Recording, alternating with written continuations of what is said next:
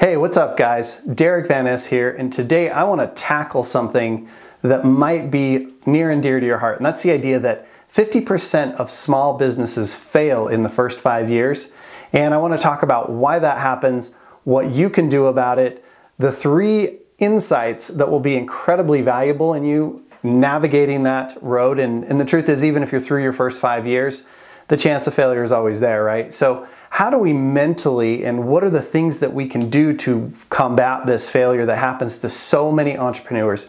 And listen, I learned this through my own experiences in investing in real estate and having different kinds of businesses over the years, marketing, finance, the different things that I've done. And I want to share some of that with you because I have found that it's incredibly powerful. Because the truth is that the pain is going to happen. There's going to be tough times. If you're an entrepreneur, you already know sometimes you take a few to the head, you get some bloody noses along the way. And the reality is that that's going to happen. It's inevitable. However, all the suffering that goes on, all the pain that goes on, all the stuff that is happening in here for you, the guilt, the fear, the anxiety, all that kind of stuff can be handled. And I want to give you a framework to do that, and I'm going to do it in 3 stages. And I just want to tell you a little bit about how I learned this, because to me that's incredibly important, right? So back early 2000s, 2001, 2, 3, 4, 5, 6, 7, 8, I was investing in real estate, and I was flipping houses. And at first, it started off with me doing 1 or 2 houses here, 1 or 2 houses there, making 15, 20,000 bucks a pop, doing some wholesaling and a bunch of other things. And then as time went on, a couple of years into it, I started really getting a nice system going, right? Start making some really good money, making 300,000 to 400,000 bucks a year, and I was in my late 20s, early 30s, right? And life seemed good. I was, I thought of myself as the captain of my own ship. I'm out here navigating the waterways, and whatever, things threw at me, I could get through that and I could make it happen. And as I started to go through that, I realized later that at that time I was in kind of what I call the captain of the ship mode.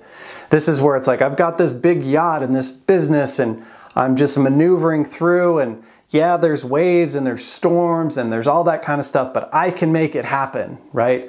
And this captain of the ship mentality is like, I can take on the world, I'm strong, I can make it happen. Almost the I'm unstoppable type of feeling, right? And a lot of young people have this, a lot of new business owners come in with all this enthusiasm, and we want to make it happen, and we're just unstoppable, right? It's just sheer force of will.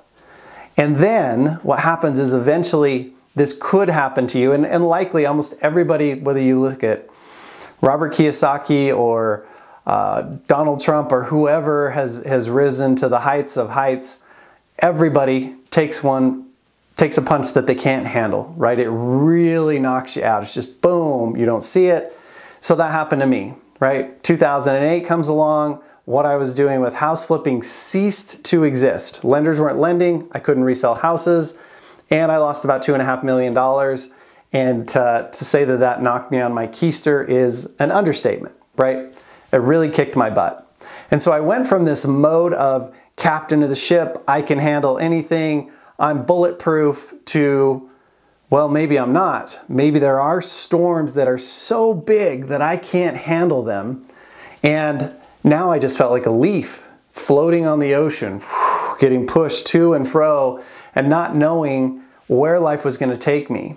I went from being like unstoppable and trying to be in control of everything, and you'll notice I use the word trying there because we try to control everything. You can't. The only thing that you can control is your own mindset and your own precious life force energy. If you didn't, you should write that down. Only thing I can control in my own life is my own precious life force energy. Where's your focus? Where are you headed? What are you feeling? Right? And what happened was, when I got knocked off of my boat by the storm that I couldn't handle, that 2008 meltdown, I felt like a leaf, and I was just floating around. I didn't know where to go. I felt at the mercy of the world. I didn't trust myself to make my own decisions. And so we all know people who are in this place, right? They're searching for answers, but they don't take action. They don't know what to do. And there's going to be times as an entrepreneur, as a business owner, that this happens to you. And this is when you're most vulnerable, right? You've been knocked off your high horse, you're not sure where to go, what to do, and you feel helpless. And the first thing I can tell you is this: you have to continue to trust yourself. If you don't trust you, you can't make any decisions, you can't move forward. So, if you make bad decisions, we're all gonna do it. You gotta get past them. Own them, learn from them, move forward, right? That will keep you from falling totally into the leaf in the ocean, I'm a victim of the world, woe is me, and you wanna move past that. Because I'll tell you this, I got stuck in that spot for about 2 years, and I was trying to do all kinds of stuff. I was trying to be an entrepreneur, I was trying to do all this stuff. You know what trying means? I wasn't doing it, but I wanted to think I was. I wanted to pretend to myself and look good, but the truth was I wasn't taking the action, I couldn't make decisions, and I was kind of paralyzed, right? And I wondered why it wasn't working out for me.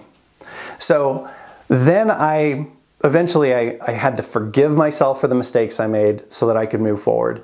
And then I moved into what I call the third stage. And this is really where I think the magic happens. And I call this stage the surfer out on the waves, right? So at first you're the captain, you're plowing through the waves, you're taking everything on until you get hit, something comes along you can't handle, then you realize, oh my gosh, there are things out here bigger than I can handle, what am I supposed to do about them? But the surfer, he's not trying to beat the ocean, he's not trying to control the ocean, he's not trying to push it around or overpower it. He's also not a victim to it. He takes the waves that come and he rides with them, right? Maneuvers, he can have fun, he can do all kinds of things with what the world brings you, but he's in control of his own destiny, his own ride, his own fun. And this is where life gets really creative. So as an entrepreneur, when you get knocked down, okay, that's like crashing on a surfboard. You get back up, you paddle into the surf, you catch the next wave, and a couple of things can happen on that wave. The first thing is, if you've never been surfing, and I'm not the world's greatest surfer, I don't even want to pretend that, but I've lived at the beach for a large portion of my life, and the first thing you learn is you don't want to surf just straight down the front of the wave, right? If you surf straight down the front of the wave, as it peels off, you're going to get ahead of the wave, not have any momentum because you've pushed ahead of the wave, and the wave's going to come down on top of you behind you, right? And so what we realize is there are times in life, and I know that this has probably happened to you, it's happened to me a million times, where we try to force things. We try to make them happen faster than they would naturally happen.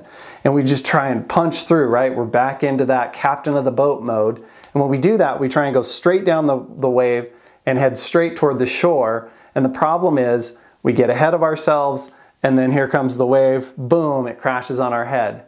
So instead, what you want to do is you want to look at it like a surfer would and say, okay, I'm on the wave, I'm coming down, the wave's crashing here and moving this way, I'm going to surf sideways along that wave, right? And I'm going to be able to play and maneuver and have fun with it, but I'm going to stay on the front of the wave. I'm not going to get ahead of it.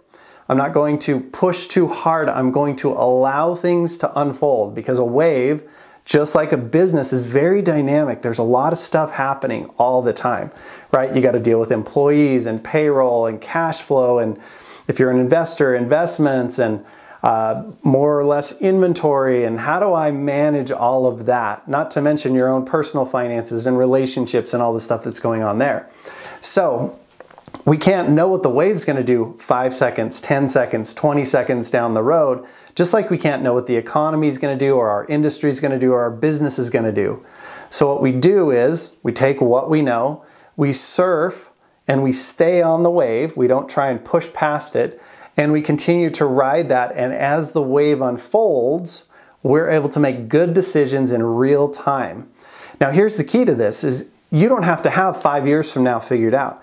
You don't have to have a year from now figured out. Sure, you want to have a plan, but as it comes, just like the surfer, you can maneuver based on what the wave or the economy or whatever gives you. So the idea is to be the surfer. And what happens is, when those huge waves come in, you get a big ride, but you're still able to stay on the wave and ride it instead of trying to overpower it like the captain, or being tossed around at sea just like the leaf at the mercy of whatever comes along, right? So be the surfer. As things come, take what it gives you, watch for what unfolds, the opportunities, the dangers, and maneuver and surf around those. Just like when you're a surfer and you're out there and there's other surfers or there's other obstacles, you can, as that unfolds, you can maneuver around them. Trying to swerve around a surfer that's 100 feet away doesn't do you any good right now. You got to wait till you get closer and then you can swerve around them, right? Same thing with your business. Trying to avoid things that might happen a year or 2 or 5 down the road isn't necessarily something that you can do effectively. So take your time, watch things unfold, be the Zen, cool surfer bro, right, out there, and take that into your business. Instead of pushing and efforting like the boat, instead of being tossed around like the leaf, take what the business gives you, watch for the opportunities, be maneuverable, and overall have fun, knowing that you're going to crash sometimes, you're going to get swept up and rolled into shore, and that's okay. That's part of the deal. Part of becoming an excellent surfer, just like becoming an excellent business owner, is you're going to crash sometimes, you're going to burn sometimes, and then you paddle back into the surf and you have some more fun and you get in better shape and you learn how to read the situation, the waves and the dynamics better. If you take this framework into your life, you can look at, where am I right now? Am I trying to power through everything? Am I trying to control everything? Am I trying to bully everything? And if I am, knowing that at some point I'm going to run into a wall or a wave that's too big for me, right? So if you're doing that, back off a little bit, allow some things to loosen up and some flow to happen for you to be able to get in sync with what's happening in the economy and the world without you having to grab it and squeeze it. Life will be more enjoyable. You'll be able to breathe a little bit more. You'll spend more time with family and friends, and your business will flourish because of it. Now, if you're in the victim mode, if you're in the leaf mode and you're getting tossed all over the place and you don't know what to do and what's control, the first thing is you got to come back to you and you have to learn to trust yourself, knowing that you're going to make some mistakes. That's okay. That's not the point. Learning to trust yourself is the key. And this was huge for me because after I made a bunch of decisions and then my business melted down, I thought that was my fault. At the time, we didn't know that like 2008 was wiping everybody out. I just saw what was happening to me. And it took me about 2 years to say, okay, I made the best decisions I could at the time. I had the right intentions. I really was trying to make prudent decisions. I wasn't being crazy and flamboyant and all these other things. Like, I just didn't make some decisions that were the right one, and that's okay. Letting go of all that, once I let go of that, I could trust myself. Once I could trust myself, I could move into the next stage, which was learning how to ride the next wave, and that's really where we want to get to. So, if you're a business owner, I want you to take that framework and think about it. Think about, where am I in these steps? What can I do to be the surfer, be more limber, be more nimble, have more fun, and watch as things unfold in my life so that I can take full advantage of them. So, if you like this idea, write it down, share it with a friend. If you haven't subscribed yet, subscribe to the channel, smash the like button, pass this on, because we're here and I'm here to try and help people live a big life, to get the most out of your life. We do a lot of financial stuff, but I'm also here to help you as a human being, first and foremost, to live the best life you can live. My name's Derick Van Ness. Great hanging out with you, and we'll see you on the next video. Boom!